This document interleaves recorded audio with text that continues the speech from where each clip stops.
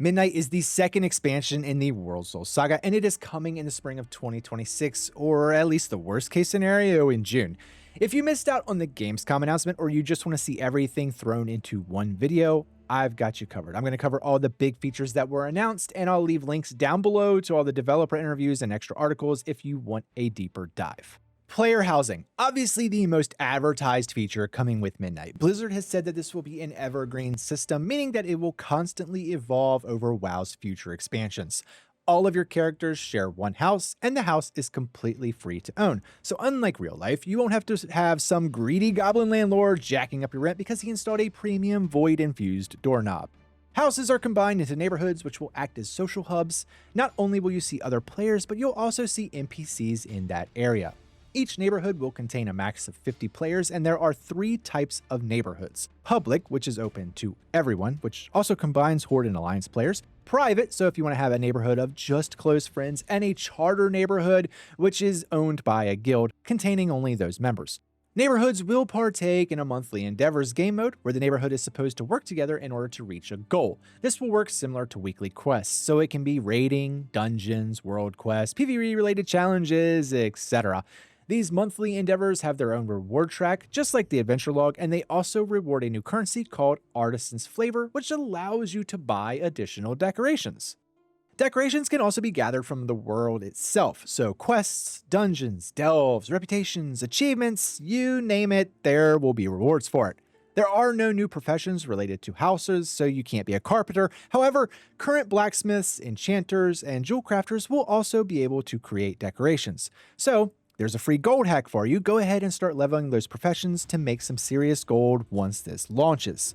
Speaking of, let's talk about the customization aspect of your home. The inside of your home is completely modular. Add rooms of all sizes, add multiple staircases to go vertical, add invisible walls to split extremely large rooms into different themed areas. Freely place items wherever you want, scale them, rotate them, and dye them different colors. The customization aspect here is actually insane, and I'm personally going to sink tons of hours into creating my own house. There are 2 different systems for decorating your house. You can go with the basic mode, which has everything kind of snapping together really quick and easy, or you have the advanced mode, which gives you the full access to all the controls like the scaling and the rotating that I mentioned earlier. Players will also be able to save house designs and share them with each other. So even if you don't want to spend a whole lot of time creating your own house, you can just import someone else's. I'm sure there's going to be plenty of housing showcases once this goes live. On the exterior, this is where things are a little more limited. At launch, there will be 4 exterior styles for your house: human, orc, night elf, and blood elf. Blizzard did state that they will add more of these styles later on in the future. This might be a little disheartening to hear, but keep in mind that if they gave us the full reign here, like the interior, not only would your neighborhoods take forever to load, but it would take forever to travel to someone else's house. Just imagine 50 houses like the size of Orgrimmar or Stormwind in the exact same neighborhood. It's crazy. I highly recommend checking out the player housing video, as it's truly an amazing feature and by far the most exciting aspect of this expansion. Housing is also coming before Midnight's launch for anyone that pre-orders. Patch 11.2.7 will let players start customizing their home, but the neighborhood aspect won't launch until Midnight does. Just for clarification, at this video's release, we are on patch 11.2.0, and the next patch currently on the PTR is 11.2.5, so you should expect this early access housing to be sometime near November. The Haranir. This is a new allied race. We saw a main character of this race with the Liberation of Undermined story quests, and now we will be able to play as them. They are a nature, fungal-themed elf race from the jungle of Harandar.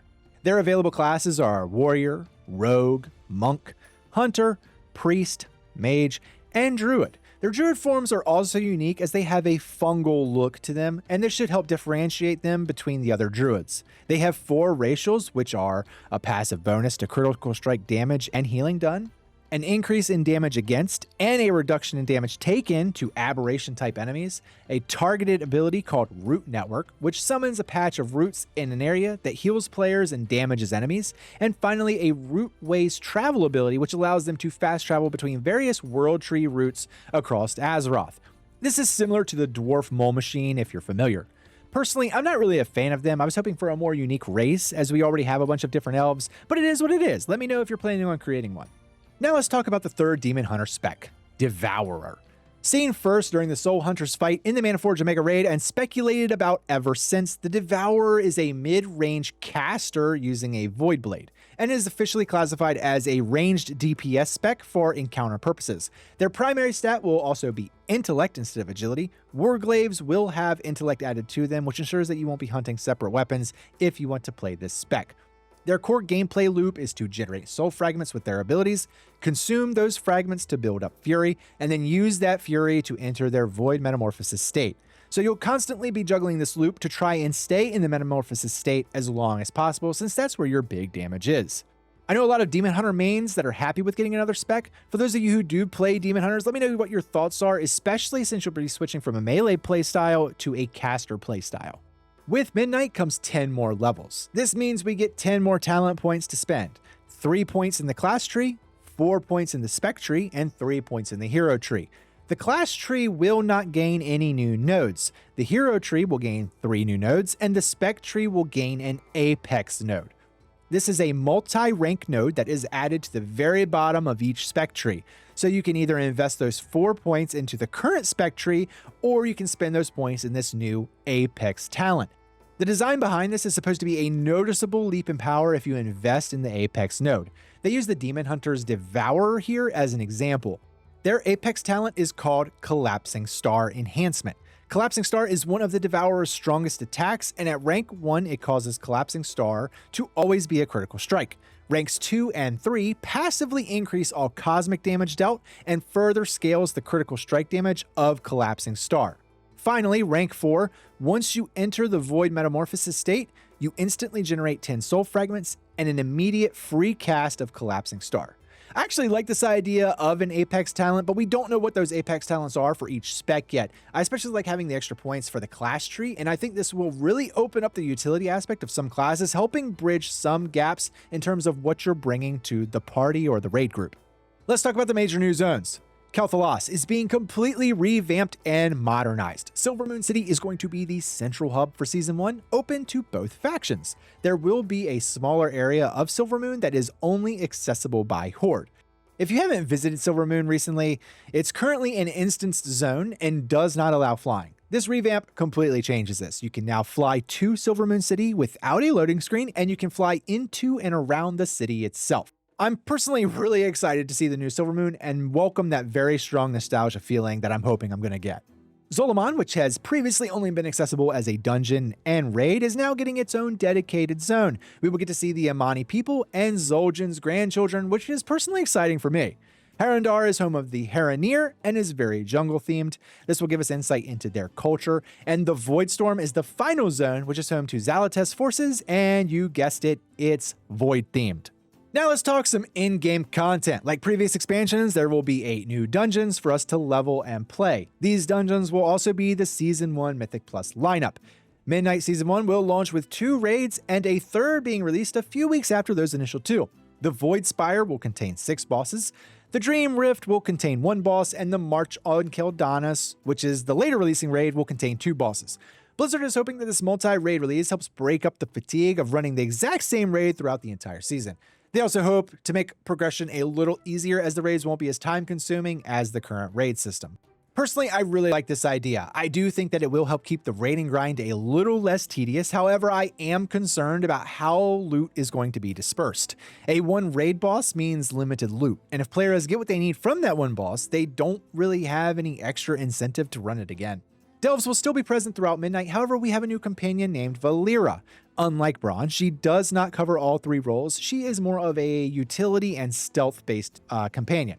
A new system called Prey is being introduced. This is an open-world game mode with 3 different difficulties where you take contracts to hunt specific, powerful enemies across the zones. These Prey are mentioned as being mini-bosses with mechanics similar to those that you face in the Delves.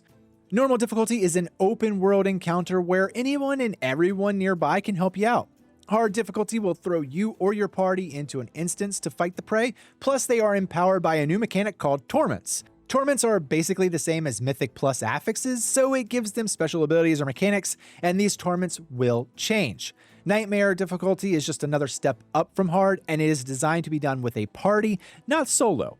I should mention that depending on your target, you could become the prey instead of the hunter. Some targets will actually engage you. So maybe you're just chilling in a fishing hole, or maybe you're engaged with a large group of mobs. Your target might ambush you, throwing in some extra fun and challenge. It sounds really cool, and I think this gives those players that don't typically raid or run Mythic Plus another fun, challenging game mode. PvP is getting a new 40 versus 40 Battleground with a Void-based theme. This is being compared to Alterac Valley, where teams will fight over control of bases and try to push into enemy territory in order to kill their commander. I haven't participated in WoW PvP since Wrath, so I don't really have any input here. For those of you that do PvP, what are your thoughts on this? I know I've seen plenty of people posting saying that it seems like Blizzard has pretty much forgotten you guys, so I'm curious to know. All right, let's close out with the new UI updates. Midnight is going to push us even closer to World of Warcraft with no add-ons. Boss timers are being added, looking very similar to how Bigwigs and DBM displays ability alerts, but going with an ability timeline as opposed to a bar timeline. This is a very welcome change and something that was needed a long time ago. I also think this looks very clean and I am all for it. Damage and healing meters are also coming in Midnight. Yes, you can see damage and healing done in 2 separate windows, and yes, it's server side, which means it's much more accurate than any third-party add-on. The only thing we don't know is what or if it tracks any other details. Nameplates are also getting a rework. They can be lightly customized and they will have better indicators of something important happening or if something can be interrupted. For instance, an important spell appears to make that bar much bigger than the others. Buffs, debuffs, and stuns all have their own specific locations on the nameplate, making it much easier to distinguish. You can also choose which debuffs or buffs you want to show. There is a lot of good stuff here, but we don't have any footage, so we can't actually see it in action yet. The cooldown manager is also receiving a big update and offering more customization. A popular request was the ability to track other players' important defenses, and that is now being added. I would actually compare their cooldown manager screenshot to the Luxthos weak aura setup. This is actually what it's starting to remind me of. By the way, if you don't use that, I highly recommend you do. It is by far the best HUD you can get for every single class.